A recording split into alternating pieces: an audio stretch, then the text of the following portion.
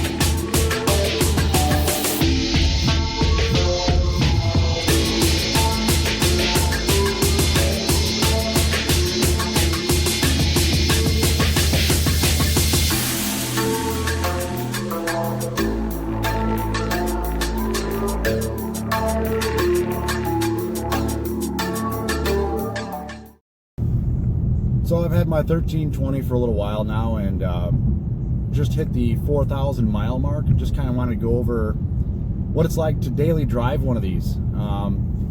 Yeah, they're geared towards the drag strip, I understand that, but this has to be by far the most comfortable, smoothest riding, violent but fun cars I've ever owned, and I've had 3 of these. I had 2 RTs before I got the Scat Pack. The Scat Pack is a completely different animal. It's not even close. The engine is way more rowdy than my 5.7, even after I did a tune, exhaust, different cold air kits, tires. I did all kinds of different stuff on my RTs, and it's not even remotely a comparison. The main thing when I was driving my RTs that I noticed was it was a little bit of a stiffer ride. This is definitely a little more cushy ride, which definitely is not going to help when it comes to, you know, turning corners or trying to, if I wanted to go onto a circle track or something like that. That's obviously not what this car was built for. But the suspension's seems a little softer. One of the things I noticed.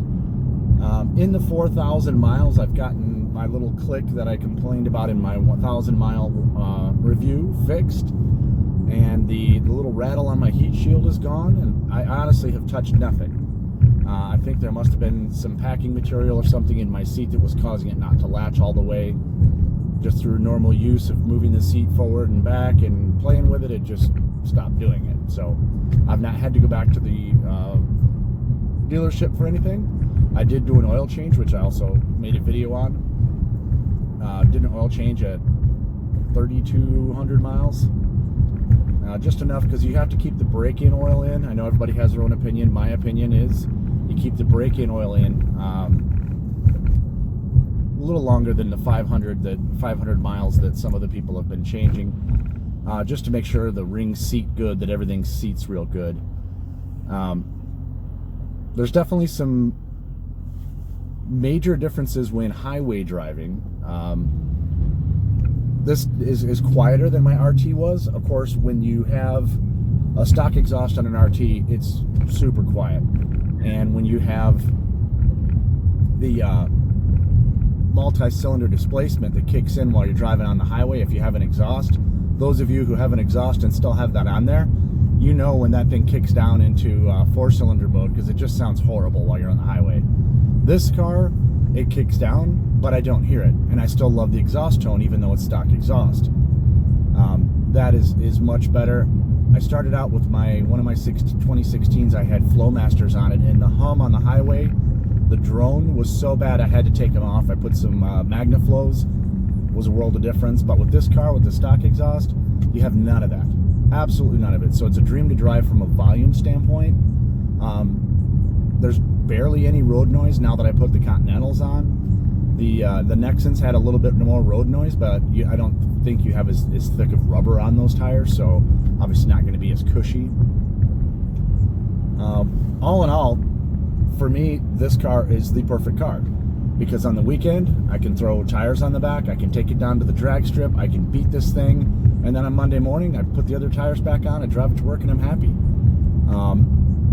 if somebody's looking for more of a sports car, this definitely isn't what I would consider a sports car. I wouldn't want to try and buy this and think I'm going to go turn corners real fast, like I was saying. But if you want something that's got more than enough power on the street to handle pretty much any situation and you know, get you on the highway quick, this is definitely the car for you. So one of the things I really like is the active exhaust.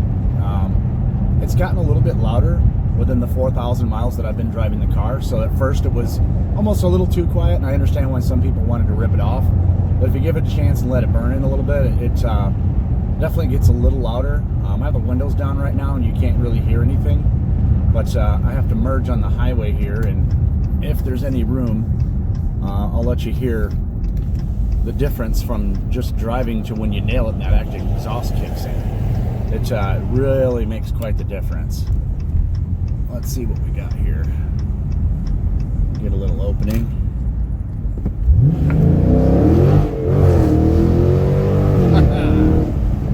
Yay! That's fun. That never gets old. I don't care how long you have the car. It's an absolute animal. And that's not drag mode. That's nothing. That's just driving to work mode. But merging on the highway, it definitely gets you there in a hurry. And if you're not used to it, you definitely better be holding on to the wheel when you punch it. Get over here.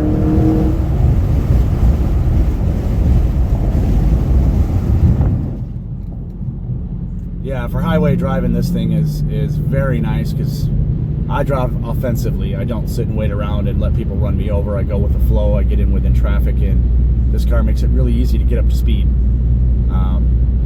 Yeah, you just have to watch your speed, because if you're not putting cruise on, which I always drive with my cruise on, you could be doing 85 or 90 and you wouldn't even realize it because the car's so smooth. So one other thing, when you're cruising on the highway, I average about 32 miles per gallon. When I go out and play on the track or do whatever, I haven't reset it since I was at the track last time. That's why the average is at 17.3. But as you can see, the current, it's in 4-cylinder mode because I'm slowing down and going to stop here. But it usually averages about 30 to 35, just cruising along at around 70 mile an hour on the highway. Just something else I wanted to throw in here. So let's review the maintenance and upkeep of the Destroyer 1320 after 4,000 miles. So the only things I've had to do are tires, an oil change, and then just have a whole heck of a lot of fun at the drag strip. It gets roughly 20 miles per gallon average, 32 to 35 on the highway, depending upon how you have to drive. And it's an overall amazing car. So if anyone's looking at one and you're on the fence on whether you should get one or not, I'm telling you, if you like straight line acceleration or just having a super cool car, this is definitely something you're going to want to pick up.